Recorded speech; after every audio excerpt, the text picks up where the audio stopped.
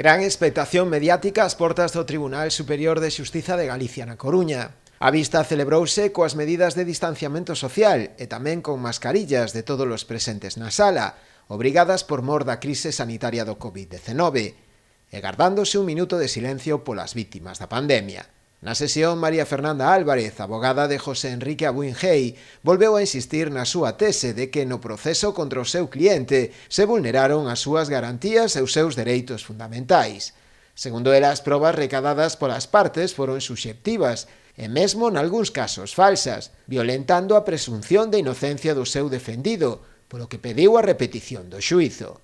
Pola súa banda, a Fiscalía solicitou ao Tribunal a desestimación do recurso de apelación presentado, ao considerar que os argumentos expostos pola abogada do Chicle están fora de toda lóxica, intentando desacreditar o labor realizado polos axentes durante a investigación.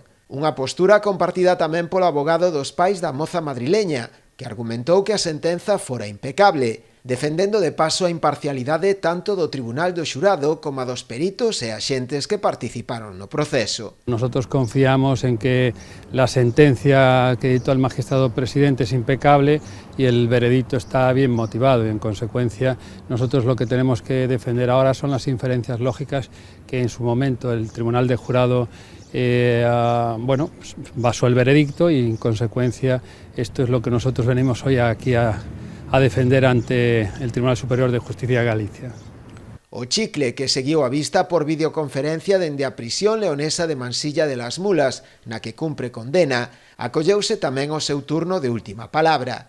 Na súa intervención respaldou a tese defendida pola súa abogada, cargando contra os axentes da Garda Civil que se encargaron de investigación, os que mesmo chegou a acusar de mentireiros. Despois de case 3 horas de sesión, o caso quedou visto para sentenza. De hoy espero del tribunal la serenidad, el juicio objetivo, el juicio somero para que a este individuo se le confirme la condena y que sea un punto y atrás, ya en la vida de todos, que ya vamos teniendo tiempo de poder cerrar nuestro duelo.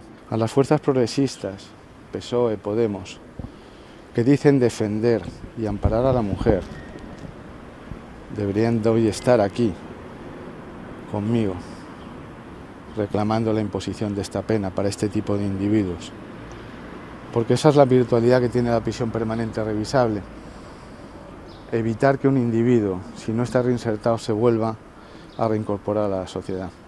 El cumplimiento íntegro de las condenas que defienden PSOE y Podemos no es garantía de la rehabilitación del reo y en consecuencia no vale como solución penal para este tipo de individuos.